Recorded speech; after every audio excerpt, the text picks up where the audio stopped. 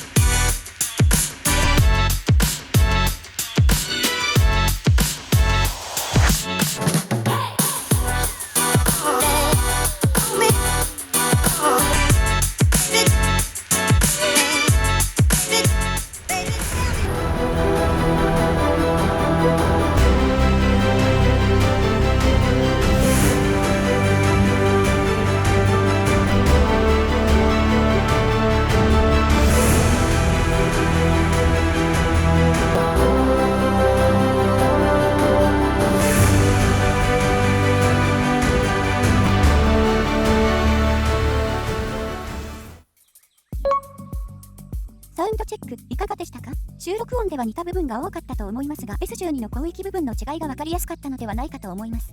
ではイヤピの比較から始めます。はい、いつもの通り6種のイヤピ比較ね。ファイナル E がいつになく広域以外でも他のイヤピと違った特徴なのが印象的。他は割と似た傾向だけど聞いてみると広がり方が結構違った。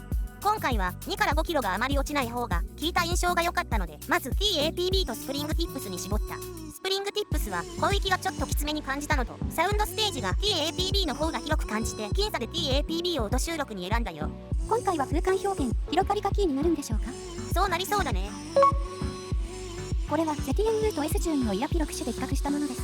イヤピによって多少のばらつきが見られますが、この2モデルの特性の傾向が見えてきます。まず低域は ZTNU の方が少し強め、 200Hz から 2kg 手前はほぼ同じ。2から 3.5kg は S12 が若干強め、 3.5kg から 6kg は ZTNU が少し強め、 8kg 付近のピークは S12 が少し強めという結果になったね。なんかかなり似ていませんか？そうなんだよね、似てるわ。サウンドチェックの音収録に TAPB を選んだんだけど、 ZTNU に S12 付属のケーブル、そしてアンプに SMSL-M500 の組み合わせの時に ZTNU の空間が一番広く感じてめちゃくちゃ良かったのが理由ね。そんなに違ったんですか？はっきりわかる違いがあったよ。それと同時にアンプとイヤピとケーブル、そしてバランスとアンバランス接続をいろいろな組み合わせで聞いたんで、どれが ZTNU の顔なんだかわからなくなっちゃったけどね。さすが女帝ですね。いろいろな顔を持ち、策を張り巡らせ女帝にまで上り詰めたわけですから。愛ちゃんうまいこと言うね。で、今回は空間表現が一番気持ちよかった組み合わせの ZTNU の顔が気に入ったってわけ。実際聞いてみると S12 の方が少しどんしゃり傾向に感じ、これは広域の作り方の違いが要因のように思えた。それと楽曲の中の音中心に聴くか音楽全体を聴くかっていう切り込み方かな。 S12 は音の分離感の明確さに優れ、曲を一つ一つの音を楽しむ聴き方。 ZTNU は空間表現に優れ、曲全体を聴きながら音と音の関係性とか距離感を楽しむ聴き方というのが自分が受けた印象の違い。なかなか難しい表現ですね。確かに。しかも別の組み合わせで聞くと ZTNU がパワフルに変化し S12 っぽくなったりもした。 S12 より ZTNU の方が組み合わせによっていろいろな顔を見せてくれた気がするね。曲を聴きながら音質について感じたことは、波形で見るほど強めに感じない適度な量感の低域は濁りを感じないからベースラインが追いやすく、ドラムのキックのアタック感と量感のバランスもいい。ハイハットやシンバル系は存在感ありつつ、一歩下がったところでまるで全体が見えているかのように響く。ギターのシングルのオートバッキングやカッティング、サックスやエレピのリフが左右の少し奥から意識しなくても程よく聞こえる。そして空間の真ん中はしっかり空いていてメロディーラインを邪魔しない。2から5キロ付近の出方が出すぎず引っ込みすぎずということもあって、ボーカル、サックス、ピアノなどが取るメロディーラインが沈むこともない。楽器間の境界はグラデーションのように滑らか。バンド系の音色の浮遊感の溶け込み方も絶妙。さらに豊かなダイナミクス表現が加わるので、ブラスセクションのキレも鮮やかで躍動感、臨場感がすごいと挙げればたくさん出てきてしまい、ついリスニングがやめられなくなり動画制作の手が止まる。あら、作業の手が止まるのはまずいですね。まあね、 S12 についてもいろいろ気づいたことはあるけど、それは過去動画を参考にしていただければと。どちらのモデルも多くのファンの支持を得ていると思うので、今回はその再確認を楽しみながら行ったという感じだね。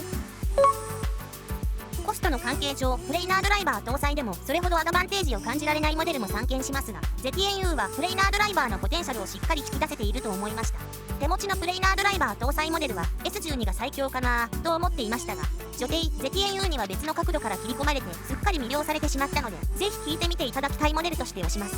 ということで、タングズ ZTNU のレビューでした。ではまた次の動画で。ご視聴ありがとうございました。MD ジャックチャンネルはイヤホンレビューを音と波形た言葉で表現します。チャンネル登録お願いします。